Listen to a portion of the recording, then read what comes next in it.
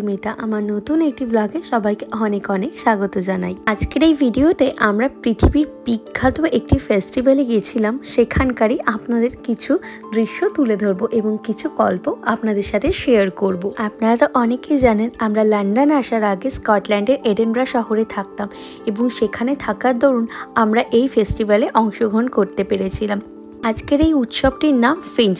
Edinburgh শহরে এটি প্রত্যেক বছর 1947 সাল থেকে চালু হয়েছিল।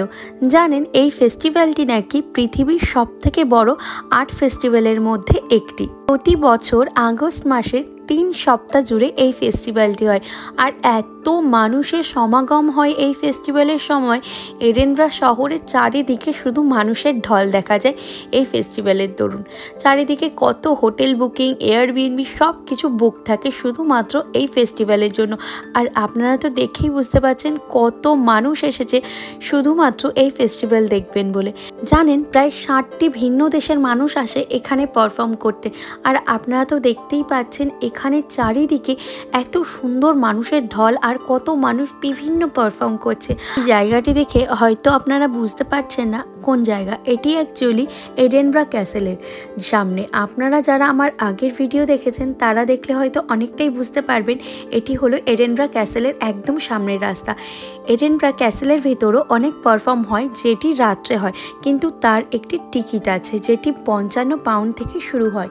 আর জানেন এই টিকিটটা পাওয়া কিন্তু বহু দুর্মূল্য, কারণ আপনার টাকা থাকলেও আপনি কিন্তু টিকিটটা সহজে পাবেন না, কারণ বহু আগের থেকে মানুষ এই টিকিটগুলো বুক করে আসেন।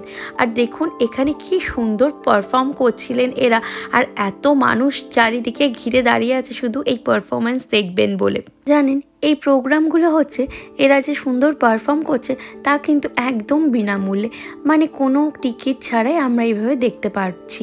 কারণ রয়্যাল মাইলে যে সমস্ত পারফরমেন্স হচ্ছিল সবই আমরা বিনামূল্যে দেখছিলাম, শুধুমাত্র ওই ক্যাসেল প্রোগ্রামের জন্য টিকিট লাগতো। আর ক্যাসেল প্রোগ্রামের জন্য টিকিট বহু আগের থেকে বিক্রি হয়, তাই জন্য অনেকে পায় অনেকে পায় না। আর দেখুন এনার পারফরমেন্সটি এত দুর্দান্ত হচ্ছিল চোখের সামনে, আর কি সুন্দর রিস্ক নিয়ে এই মানুষটি পারফর্ম করছে দেখে ভারী ভালো লাগছিল। আর ছোটোবেলার কথাও বেশ মনে পড়ছিল, ছোটোবেলায় এরকম মেলায় গিয়ে বিভিন্ন প্রোগ্রাম দেখতাম। তাহলে চলুন এবার বাড়ি ফেরা যাক। ভিডিওটা আজকে এখানেই শেষ করছি। সবাই ভালো থাকবেন, সুস্থ থাকবেন, সাবধানে থাকবেন। দেখা হচ্ছে পরবর্তী আরও নতুন একটি ব্লগে। ততক্ষণের জন্য সবাইকে টাটা।